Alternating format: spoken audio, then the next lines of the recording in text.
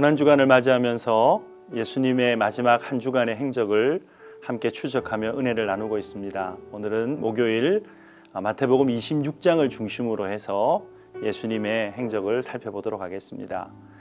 마태복음 26장에는 두 개의 식탁이 등장합니다. 하나는 예루살렘 성밖 베다니 문둥이 시몬의 집에 차려진 식탁이었습니다. 또 하나의 식탁이 예루살렘 성 안에 있는 어떤 집 다락방에 차려집니다.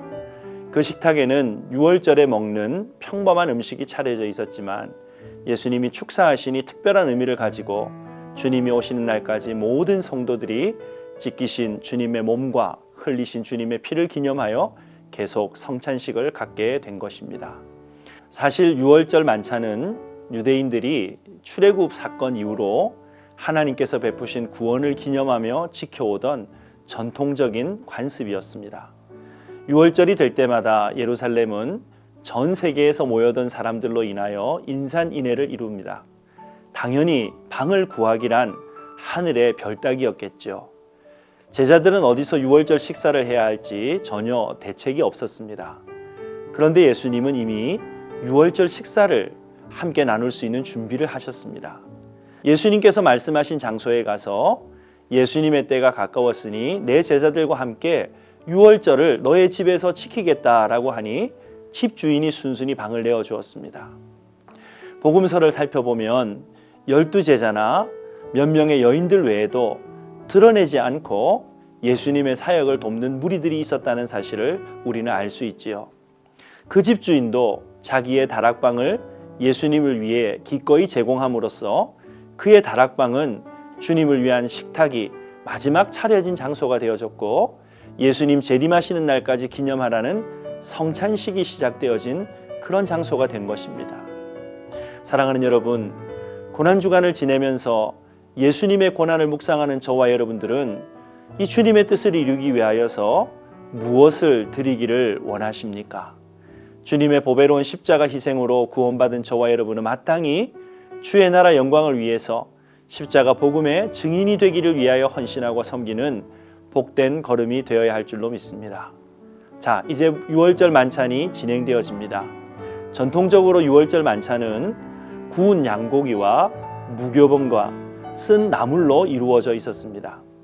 양은 애굽을 나오기 전에 문설주에 발랐던 양의 피를 생각나게 합니다. 무교병은 미처 반죽할 시간이 없을 정도로 애굽에서 급히 나오던 것을 생각나게 합니다. 쓴 나물은 애굽에서 노예 생활하던 때를 생각나게 합니다. 거기에다 유대인들은 포도주를 마시는 전통을 추가했습니다. 유월절 만찬이 끝나고 나면 그 집의 가장은 남은 무교병을 떼어서 식구들에게 나누어 줍니다. 이제 예수님께서 떡과 포도주를 나누시는 모습이 앞으로 교회가 성찬식을 통해서 어떻게 주님과 한 가족 되어져서 새로운 가족 되어져서 교제할 것인가 라고 하는 것을 보여주는 것이지요. 예수님께서 떡을 들어 축사하신 다음에 떼어서 제자들에게 주시면서 받아라, 이것은 나의 몸이다 라고 말씀하십니다. 받으라 라고 하는 말의 의미는 구원이 우리의 노력으로 이루어지는 것이 아니라 위로부터 주시는 하나님의 은혜를 받음으로 가능해지는 것을 말하는 것입니다. 제자들이 예수님께서 떼어주신 빵을 들면서 무슨 생각을 하겠습니까? 주님께서 나를 위해 유월절 빵이 되셔서 몸을 찢으셨다는 사실을 깨닫지 않았겠습니까? 또한 잔을 가지고 감사하시고 제자들에게 주시면서 그들이 다 마시는데 이것은 많은 사람을 위하여 흘리는 바 나의 피 곧 언약의 피라고 말씀하십니다. 제자들이 이 잔을 함께 마시면서 예수님께서 나를 위해 유월절 포도주가 되시는구나 생각했을 것입니다. 성찬을 영어로 유카리스트라고 말을 합니다. 그런데 이 말의 원래 의미는 감사한다라고 하는 뜻을 가지고 있다고 해요.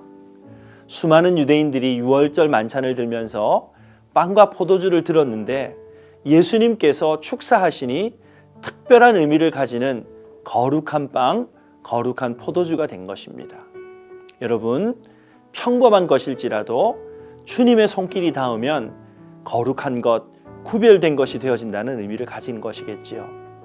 이와 같이 저와 여러분들이 있는 곳마다 우리가 하는 모든 일들 가운데 주인 되신 주님께서 친히 만져주셔서 거룩하게 변화되어지는 역사가 나타나기를 바랍니다. 그래서 주님께서 인정하시는 거룩의 열매를 거두는 저와 여러분들의 신앙생활이 되기를 주님의 이름으로 축복합니다. 예수님은 성찬을 통하여 제자들에게 새 언약을 선포하십니다. 구약의 언약은 쌍방간에 맺는 약속을 의미합니다. 출애굽기 24장 7절 이하의 말씀을 보면 모세의 첫 언약은 하나님께 대한 이스라엘의 순종을 전제로 한 것이었습니다. 이스라엘 백성들이 하나님의 말씀에 순종할 때 하나님은 그들의 왕이 되시고 그들은 하나님의 자녀가 됩니다. 이스라엘 백성들이 하나님의 말씀대로 순종하기만 하면 하나님은 그들에게 복을 베풀어 주시는 것입니다. 그러나 이스라엘의 불순종 이후 메시아이신 어린 양 예수 그리스도를 통해 이루신 새 언약은 하나님께 대한 예수님의 순종, 모든 사람들을 위한 대속의 죽음을 전제로 하며 예수님의 피 흘림을 통하여 이루어지게 된 것입니다. 시내산의 언약은 육신적인 이스라엘과 맺었지만 예수님을 통한 새 언약은 새로운 이스라엘, 예수 그리스도를 구주로 영접하는 자들과 맺은 것입니다. 예레미야가 예언을 한 600년 후에 나타나신 예수님께서 마가복음 14장 24절에 이것은 많은 사람을 위하여 흘리는 바 나의 피 곧 언약의 피라고 말씀하셨어요. 사도 바울도 예수님의 이 말씀을 기억하면서 고린도전서 11장 25절에 이 잔은 내 피로 세운 새 언약이다 라고 말했지요. 예수님의 피가 새 언약을 상징하게 된 것입니다. 십자가에 흘리신 피는 하나님의 단에 그리고 나머지는 우리에게 뿌려졌습니다. 이로 인해 하나님과 죄인 사이에 화목을 이루시고 새 언약이 세워지게 된 것입니다. 예수님은 유월절에 더 깊은 영적 의미를 이루기 위해서 영적 출애굽을 이루기 위해서 이 땅에 오셨습니다. 그러므로 유월절은 출애굽 사건을 바라볼 뿐만 아니라 예수님의 십자가를 바라보게 합니다. 예수님이 유월절 어린 양으로 오셔서 사단의 노예 상태에 있는 죄인을 구원하기 위해서 십자가에서 대속의 죽음을 죽으셨습니다. 예수님의 죽음에 연합하여 이제 우리도 그리스도 안에서 함께 죽은 자가 된 것입니다. 무엇보다 예수님은 이 언약을 이루심으로 평화의 왕이 되셨습니다.